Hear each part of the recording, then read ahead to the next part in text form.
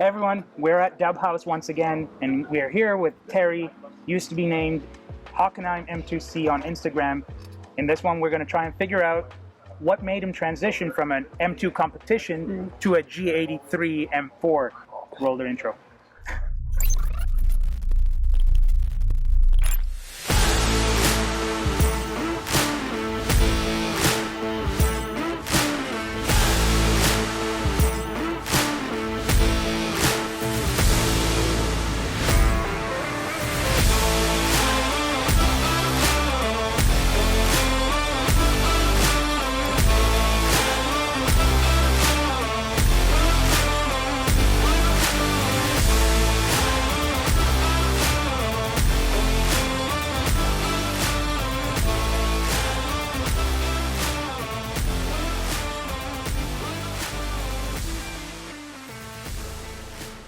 Beauty. So Terry, thank you very much for joining us in this video. Let's start by learning a little bit more about you and your car journey. Yeah, it's been quite the journey, you know. I mean, probably about 20 cars in 20 years, I would say. That's kind of been the trend.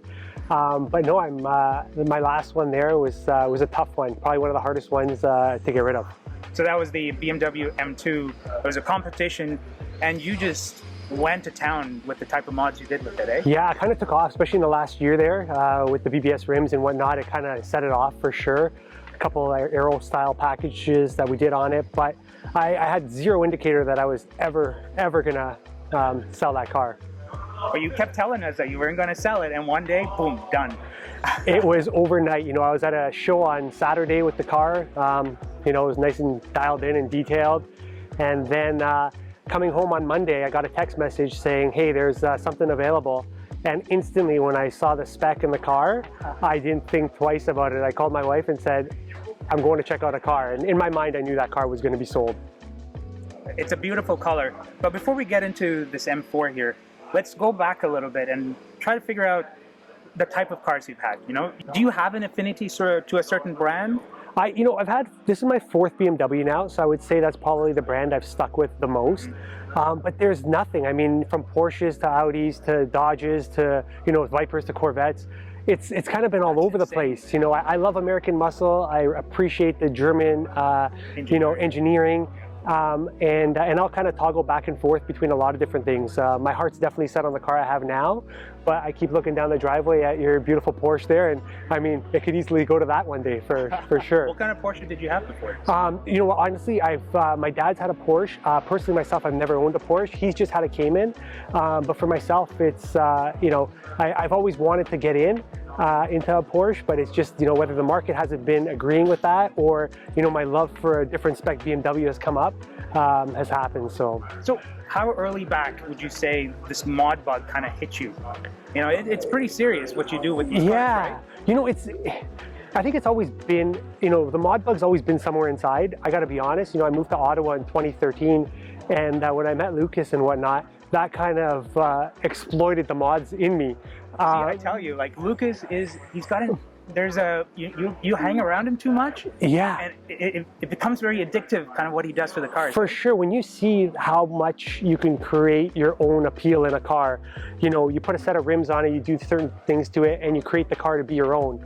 I think that's the biggest thing that he does a great job at, showing people. You know, you could buy a car off the lot, and it's just a car off the lot. But once you do a few key things that you feel are important to yourself, although they're costly, you know, that's the true thing. And once you start, you don't want to finish, because you love to see your vision come to fruition.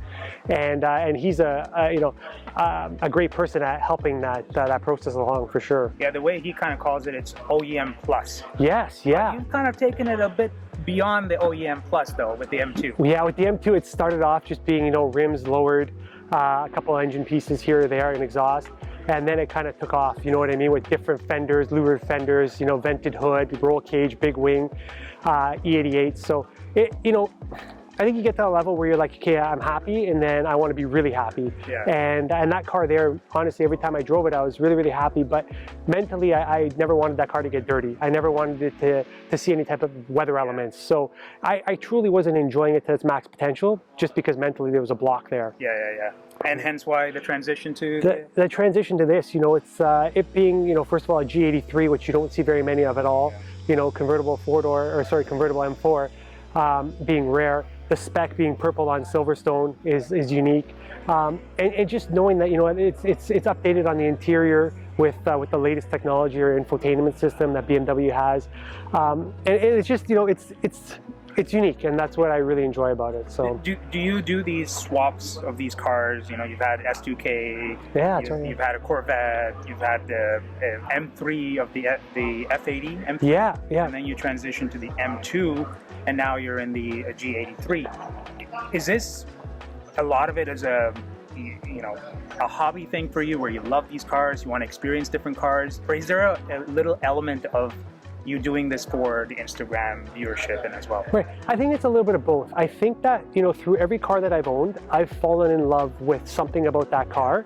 And when I make that most recent purchase, I try to incorporate all the little things that I've learned along the way to build them into what I'm going to be buying. Yeah. So I had an E46 M3 convertible. So I love that convertible BMW, although I did put a hardtop on it right away because it was available. And then I look at like other things that I really enjoyed. I really liked my Viper was an 06 Viper. I really appreciated that engine bay. So ever since that engine bay, in the M2 Competition, you'll see that I went with a red charge cooler, to kind of pay homage to the Viper valve covers. Yeah. So in my mind, I try to incorporate different things to make it work. Yeah. My S2000s were all convertible. So I mean, that's when I see a convertible, I don't shy away from it. I appreciate it, although 90% of the time the roof will stay up. So that's, and on a day like this, holy smokes, it's blazing right now. We're cooking. Well, thank you for doing it anyways. Yeah, no problem. When we talk about this M4, can you list top 3 things that make this car special to you? To me, it's got to be the spec. The twilight purple being an individual color, matched with the Silverstone interior, with the white bucket seats. For me, I needed bucket seats in a car. I feel that they hold you really well. It being an OEM part BMW offers is obviously huge. I got to say the convertible, just having the ability to retract the top when you're driving, mostly in the evenings, because like you mentioned, a day like today is not going to happen. Exactly. And then again, I fall in love with engine bays ever since my Viper. So the capability that this car has, 500 plus horsepower, the ability to dress it up with different Venturi parts or different cosmetic parts or performance parts, and the ability to be able to do that on this motor here is definitely something I enjoy. So I think those are probably my top 3. So no regrets in terms of the trade-in of the M2 Competition. It was more like an M2 C RS. You're right, yes. With all that crazy vents and stuff. No regrets then? No, you know what? I kid you not. If I had that, M2 Competition, I would probably still be sitting here, but not with that car, because I would have never driven it 450 kilometers to come here. But this car being full PPF and just enjoying it, knowing that if I wash it, it's going to be clean. The mental block isn't there. Yeah. Absolutely no regrets. Do I miss certain things about it? For sure. But give me a couple months and this car will have those things. So. So what's like the vision for this car? I'm kind of limited because to me it is a convertible, so I can't go super aggressive like I did with my M2 Competition. So I knew that this was going to be a different build. Yeah. So the big wings are out of the question. I think a nice set of wheels. I have the Edelweiss on there now, which I really enjoy, but I think switching to an HRE or a BBS is really going to bring out the color of the car if I do the right finish. Yeah. I think that's definitely something, and just kind of continuing to tweak certain things. Interior parts, they do a pretty good job, but changing up a steering wheel or whatnot here or there is always. Would you go gung-ho like you did on the M2 interior? I think I would. I've never had a roll cage in a convertible car before. I think they look pretty cool with the top retracted. Some Mustangs had those. They did, and it definitely stands out for sure. Right now, I think I'd like to kind of keep it OEM plus, but I think once the mods start to come together and the vision becomes clear, it could escalate quite quickly. Luckily we do have winter coming in a couple months, so that might descale things a little bit. Are you driving this in the winter? My wife might be listening, so I'm going to say yes. I'm definitely driving this, honey, in the wintertime, okay? Yeah. Oh, it's so funny how this works. Yeah. So. But you also take your kids out in the back seat. That's kind of a big ticket item for you as well, right? Huge. You know what? With the top down, they really enjoy it. As a child, I always wanted to be in a convertible, and now being able to give that to my kids is pretty cool. And I got to be honest, I guarantee you anybody can challenge me on this. This is the absolute easiest car to put kid seats in. With the roof retracted, you pop them in, you put the kids in, and off you go. Work around. You're not throwing out your back or pulling a hamstring trying to do it. It's the absolute easiest car. So practicality, especially in the summer, 10 out of 10 for this with kids. What does your current fleet look like today, in addition to this? Right now, to be honest, it's pretty bare. I think I need to add to it a little bit. Oh yeah. My wife got the shaft a little bit when I traded this car in, just because it was a spur of the moment decision. But I would love to add to this. You know, obviously, yes, sure, winter beater, but to add a vintage vehicle to the fleet, whether it be a muscle car. I do have a 71 Cutlass that my dad and I started to build when I was younger that I would love to get out of, you know, back into commission.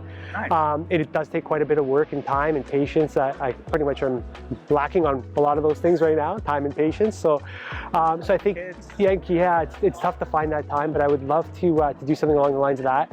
Or, you know, E46s, E92 M3s.